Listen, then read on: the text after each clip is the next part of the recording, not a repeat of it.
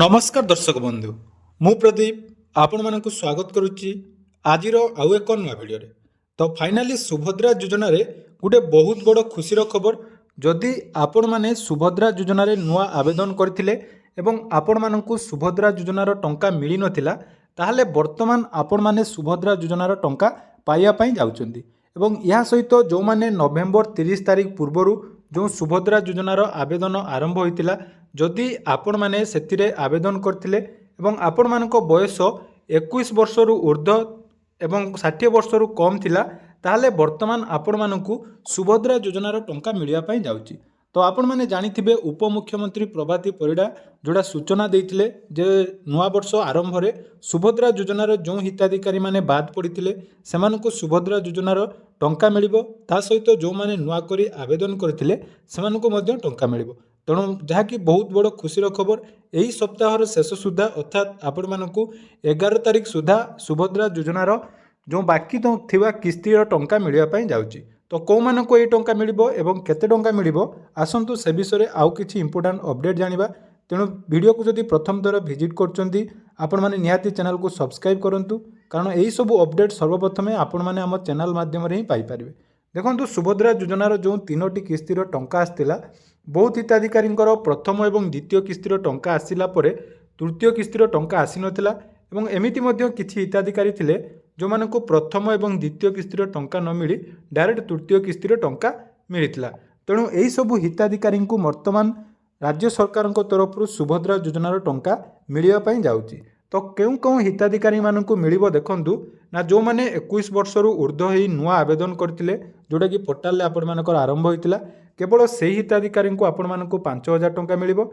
या सहित जो 2 लाख रु ऊर्ध्व हिताधिकारी सुभद्रा योजनारू बाद पड़ते विभिन्न कारण दर्शाई जमीती कि आपण मानकर जदि आईटीआर फाइल पाई हो आपण मानकर लैंड रो अधिक जमी पाई हो बा जेकोसी स्कीम आमर जदि आपण माने सुभद्रा योजनारू बाद पड़ुथिले सेमानक मध्यरु मात्र 24,000 हिताधिकारी को वर्तमान चिन्हट करा जायछि एवं सेमानकु एही सप्ताह शेष रे जाकी सुभद्रा योजनार 5,000 टंका मिलिबो।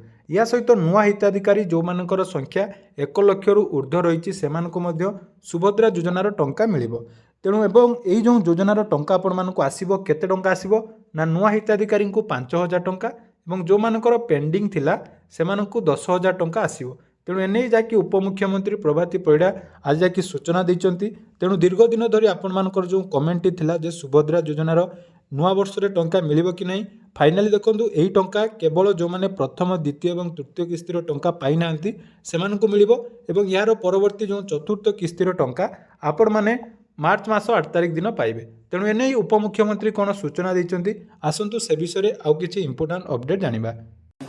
सुभद्रा रे एथर जहा आमे बे रिव्यू कलु सुभद्रा रे 4,57,681 जन को एई सप्ताह रे सुभद्रा मिलिबो। माननीय मुख्यमंत्री निष्पत्ति करिवे कोठी हेबे जिला वाइज जहाँ एसओपी अनुजाई समस्ते प्रस्तुत अछंती लॉन्चिंग ता गोटे दुईटी जिला को मिसाई करेबा तापरे प्रति जिला को मंत्री माने जिवे कन्यादान करिवे।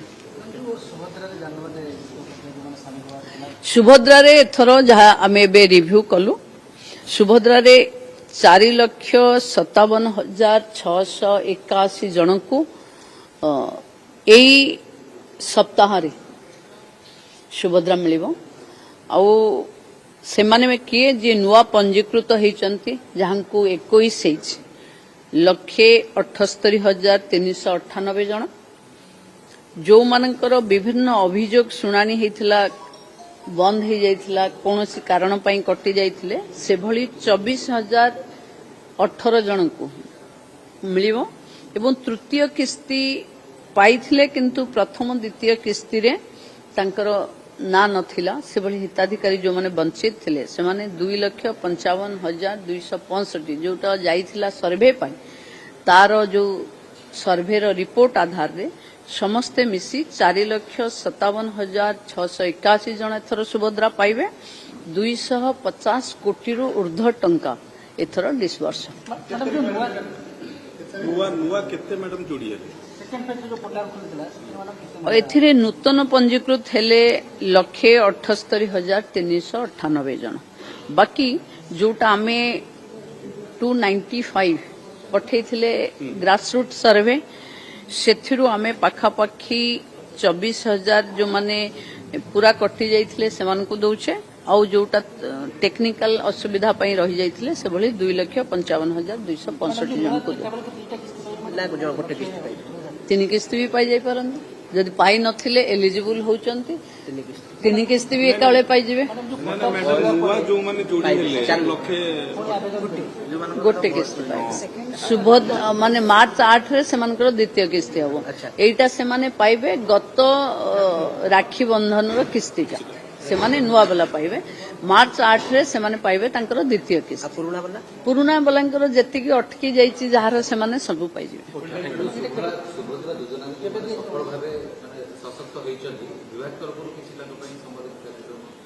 ଦେଖନ୍ତୁ ସେଇ ତ ଟାଇମ୍ ଟୁ ଟାଇମ୍ ହବ।